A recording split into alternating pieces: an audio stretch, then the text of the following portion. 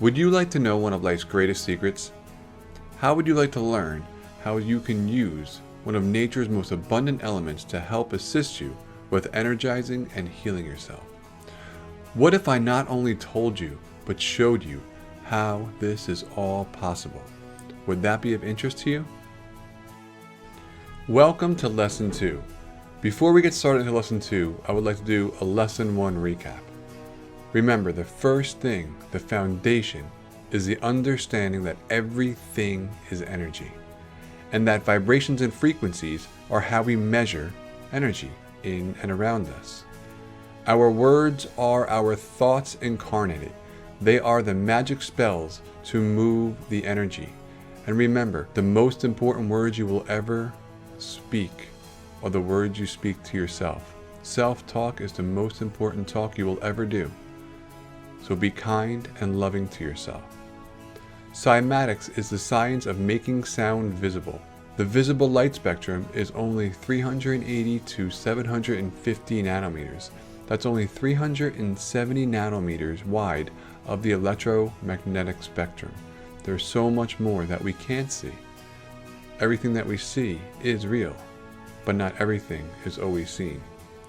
Our body is in our consciousness. There's so much going on outside of us that we have access to once we start tapping into the understanding that we are more than just our bodies.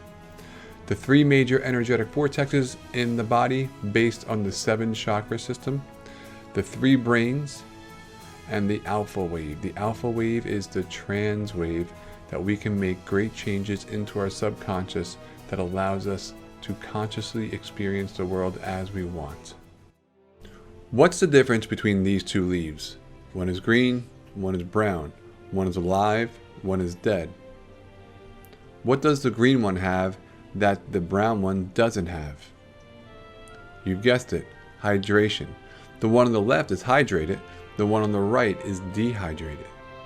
So what happens is, as we get older, we start to dehydrate and become brittle. Whereas when we're young and vibrant, we're full of hydration. Water plays an amazing role in our lives. Let's start by looking at our oldest traditions, by looking at the mythology of water. Genesis chapter 1 verse 2, "And the earth was without form and void, and the darkness was upon the face of the deep, and the Spirit of God moved upon the face of the waters." Chapter 1 verse 6, "And God said, Let there be a firmament in the midst of the waters, and let it divide the waters from the waters."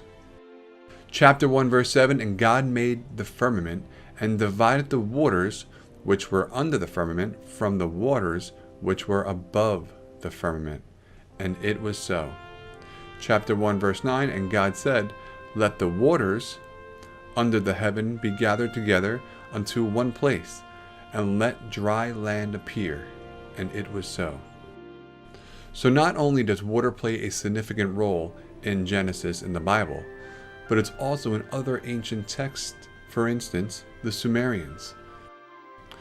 This world of the Sumerians is like an inverted plate in a salty ocean. Below this plate lie the hell, called Kar, by Sumerians. Above that plate are the arched roofs of heaven. The whole system is embedded in a fresh water ocean.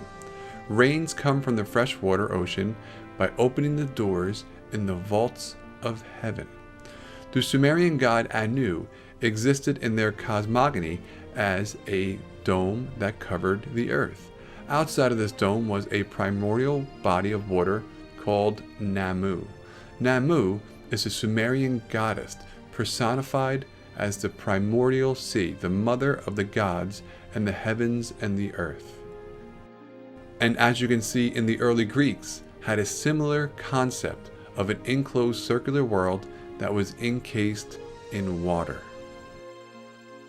The Norse mythology shared a similar concept of an enclosed dome encased by water. And so does the Mayan cosmogony, and the Incas cosmogony, and the Navajos cosmogony. So as you can see, Water has played a major role throughout all of our ancient texts and all of our ancient traditions.